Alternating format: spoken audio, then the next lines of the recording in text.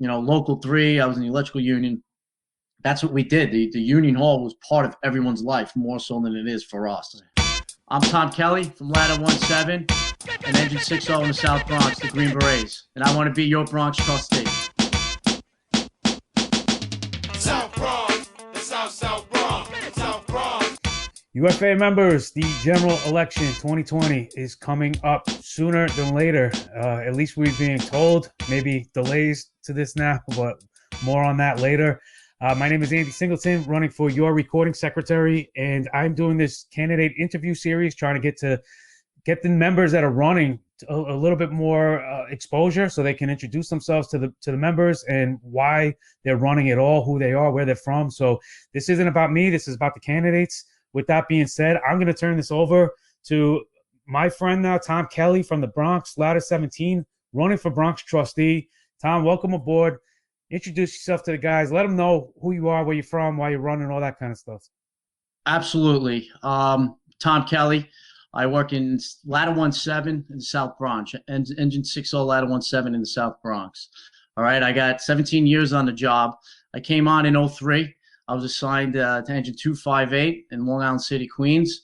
And I worked there for 2 years, and I transferred into the borough of the Bronx. That's where I always want to be, and that's where I'll remain. I first want to thank Andy for giving me this opportunity to get out in front of the brothers. This is a great platform that we should be utilizing. Andy's a little bit of a trailblazer here with this whole YouTube stuff. I suggest every candidate to get out here.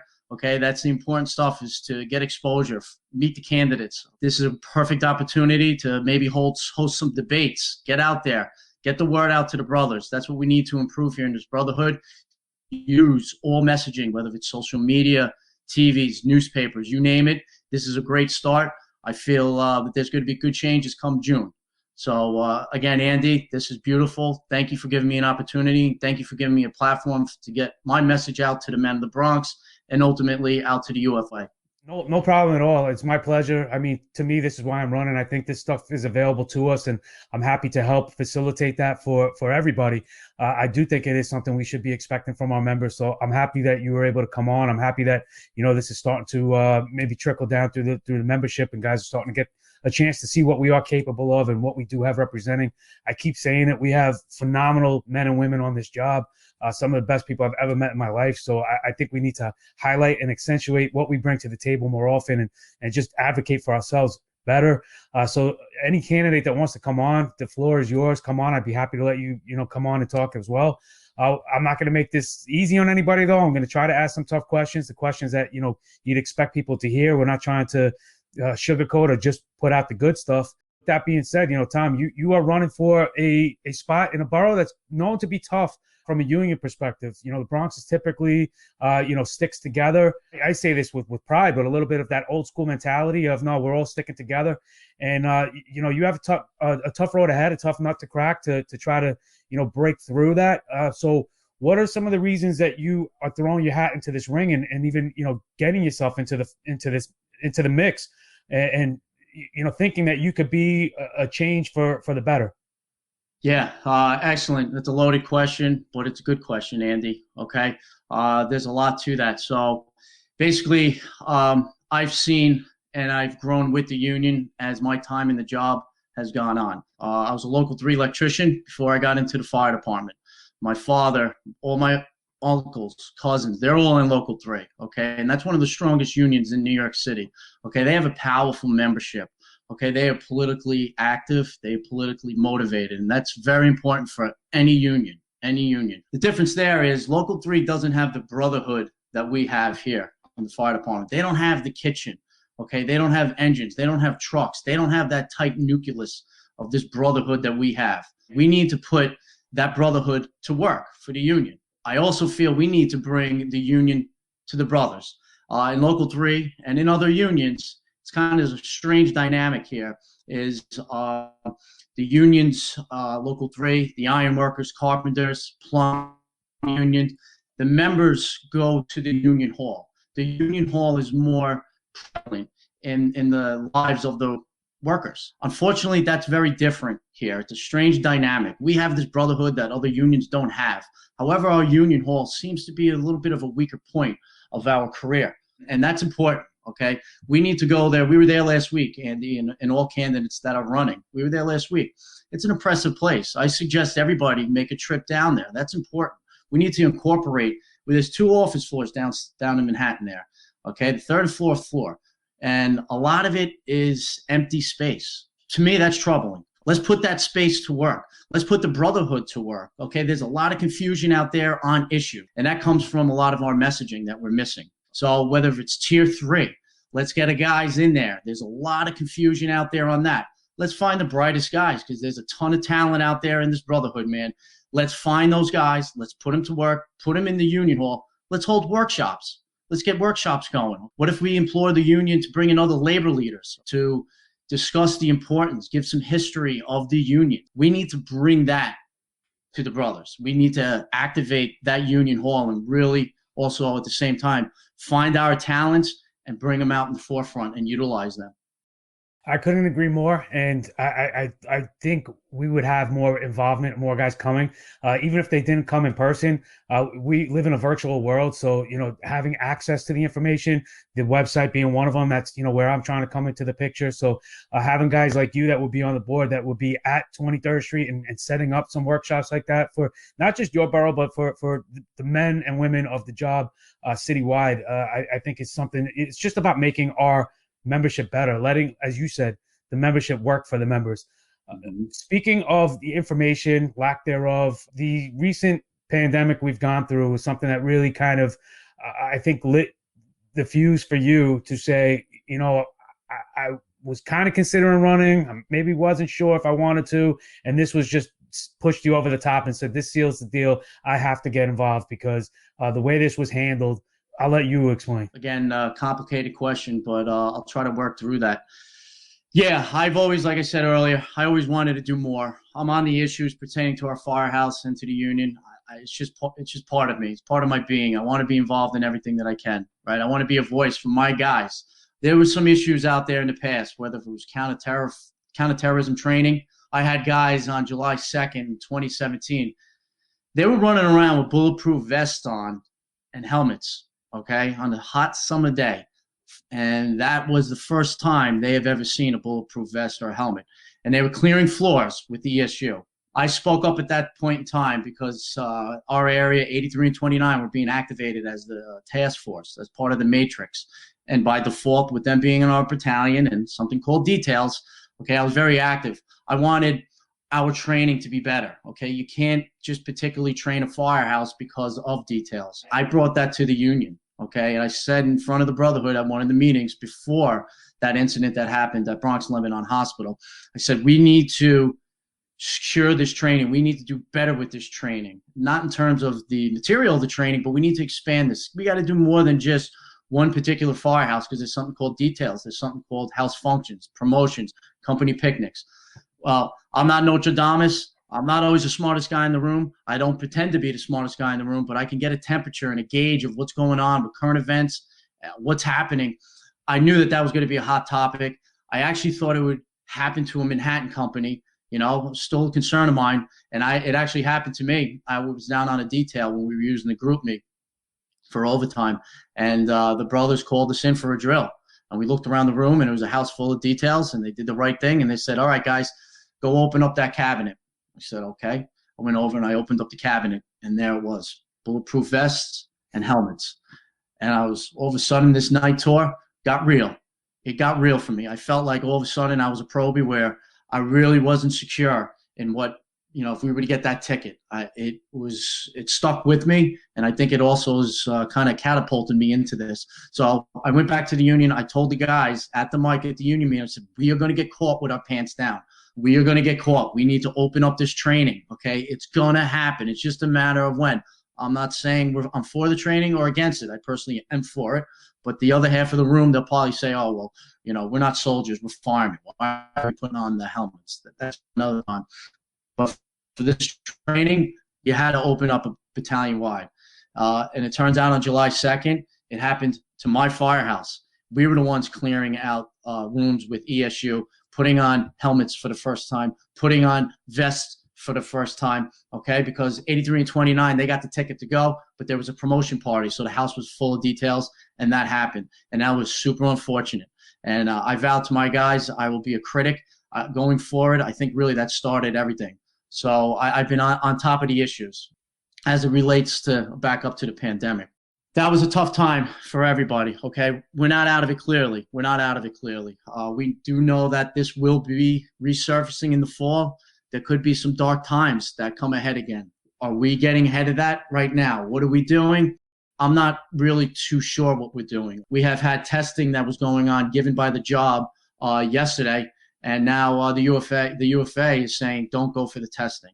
Okay, then that's how it relates to the antibodies. There's some mixed reviews on that. But my problem was when the pandemic was happening. What happened, Andy? The Chiefs did a nice job. They rewrote the contamination policy. They developed an ABCD chart. Okay, I'm with it, man. That's part of the mission. Okay. Then they came up with the relocating party. Can't cross contaminate, right? Okay, that makes sense. We're signing on to that. Good messaging. Then they said with the air cylinders, don't be going into firehouses. You can't do that. Cross contaminating.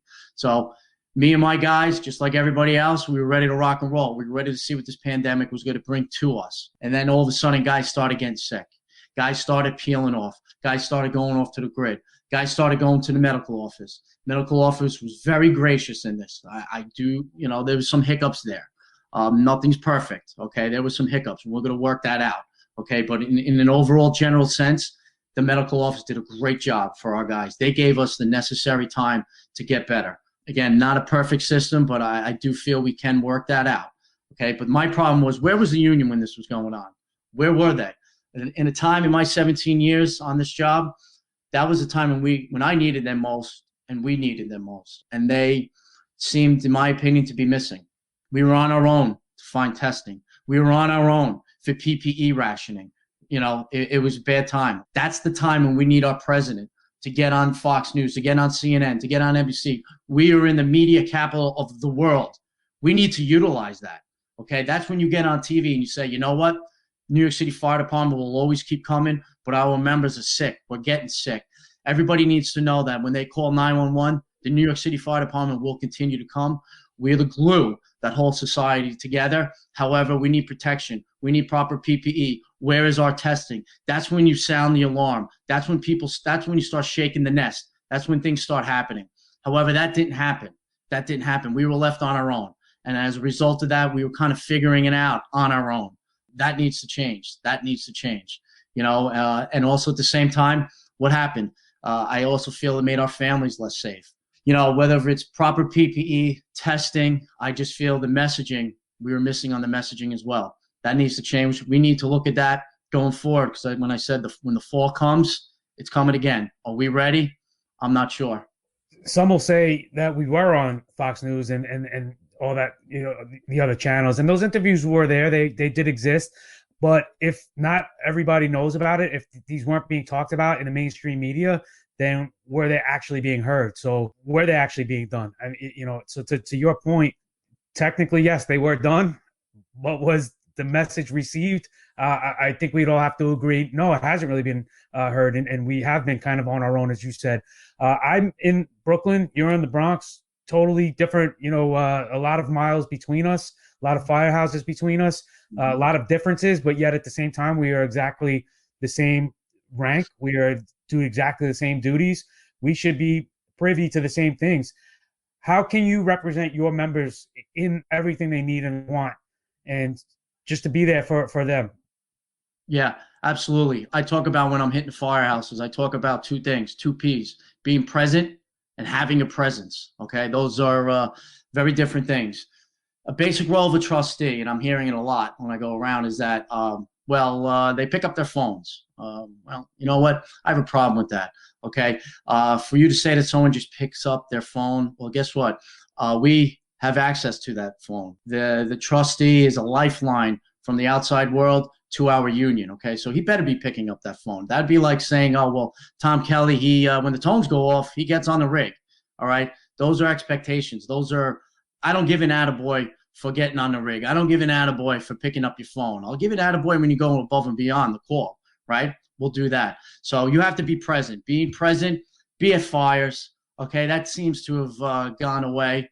Be at fires. Let the guys see your face. How about coming into firehouses from time to time? Buy a lunch for the men and women. Get in there. Come in with a clipboard. Take notes. Find out what's going on across your borough. See what's happening. See where there's a common thread between firehouses. If you're not doing that, you're not doing your job, and you're kind of just left out. This Bronx trustee and any trustee, this is an important position. This isn't some side gig. Okay, this isn't a side gig. It's too important for that to be some side gig. We have families that depend on our union as well. And I'm going to tighten that up. I will be going to more fires, the medical office. Okay, sometimes, they're bullying our younger members. Okay, you got to have a presence down there. The presence is important. And you got to know where, if you walk into a firehouse, that firehouse should know who you are. They should recognize your face. They should know your name. I don't know if that's the case today. You have to engage these brothers. You have to be in there with them. You got to be in the trenches with these guys. It's not a side gig down on 23rd Street where you're coming in a few times a week. That's out. That's out. This brotherhood is dynamic. Okay, I always look at Pat Lynch in the PBA. There's a union leader. That guy is leading the charge in New York City labor. He calls the shots. He's no different than us. Okay, that's a great union. The members there are great. They do wonderful things for the city. However, they're not the New York City Fire Department. They don't have that kitchen. They don't have the brotherhood that we have. Why are we always taking a back seat to Pat Lynch in the PBA? I'm out on that. I'm out on that. And as a Bronx trustee, I will push forward the president, and I will make sure that he's out there using the media capital of the world, whether it's TV interviews, newspaper ads. Where's our dues going to, right? What are we doing with our dues? I want to see newspaper ads. And while I'm on it, the international, the IAFF, I'm not saying for a pullout. No way. However, we give that international $1.2 million a year in our dues. What are they doing for us? What have you done for me lately? What are you going to do for me in the future? Outside of getting glossy envelopes quarterly and credit card offers, we need to re-examine that relationship. By no means am I saying a full-out pullout. I'm not saying that at all. I'm saying a hardcore line and picking them up and saying, listen, we need to re-examine, refocus our relationship. What are you guys doing for us? For the pandemic, they were also missing.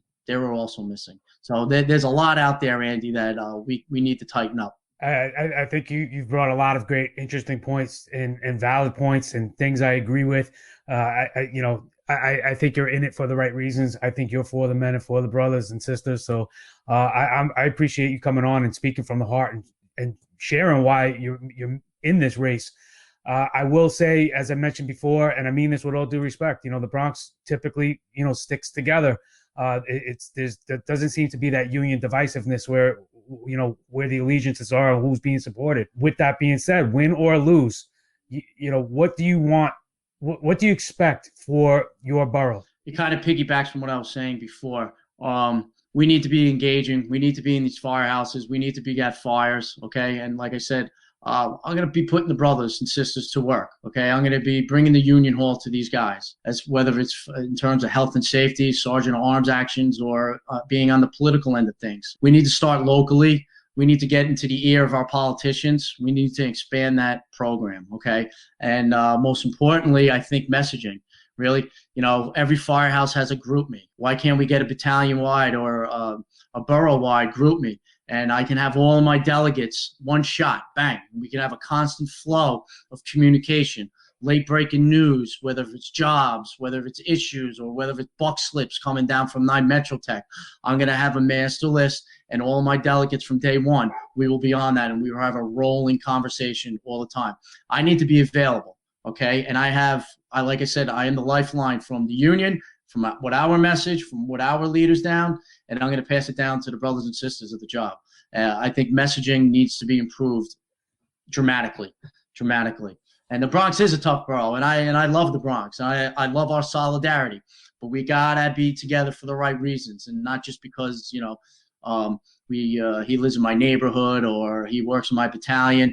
We need to put that aside and really give a hardcore look at the issues that face us currently, what faces us in the future, and actually look in the back and see what we've done in the back and see what we can do better for the future. Okay, I don't see a lot of that going on. And August 1, if I get elected, if I'm fortunate enough to get this spot, I will say that I will push the president of the UFA to make a landline, get in touch with Pat Lynch of the PBA, and we need to bring it together. We need to bring their membership with our membership. Forget this pattern negotiating. this pattern bargaining tool that they keep throwing at us for contracts. Okay, what about filing grievances, Andy? Time and time again, 9 Metro Tech keeps dumping more and more added responsibilities. CPC trucks, Narcan, counterterrorism. We do have a grievance for counterterrorism, but it's been a few years in the making. Water ice rescue, communication systems, SOC support trucks. I mean, you name it. They keep adding on these responsibilities. And we'll get the job done. Train us and pay us. That's my big thing. Train us so we're the best in the world, but you also better compensate us. We need to be filing grievances on every single job added responsibility that's levied down from 9 Metro Tech. And you know why, Andy, that's an important thing? When we go and sit down for contract time with the city of New York, we have a folder. It's this big, and we have all of our grievances. There's 20 added responsibilities out there, and I can get a list for you of stuff that we're doing on the Frio. We're administrating Narcan on the Frio for years. PD's getting paid for that. PD's getting paid for that. That needs to change. You need to file grievances, put it together, sit down and have a big boy conversation when it's time to talk money. It's time to talk contracts. I'm tired of these givebacks. I'm tired of self-funding our contracts. So we also need to look at that.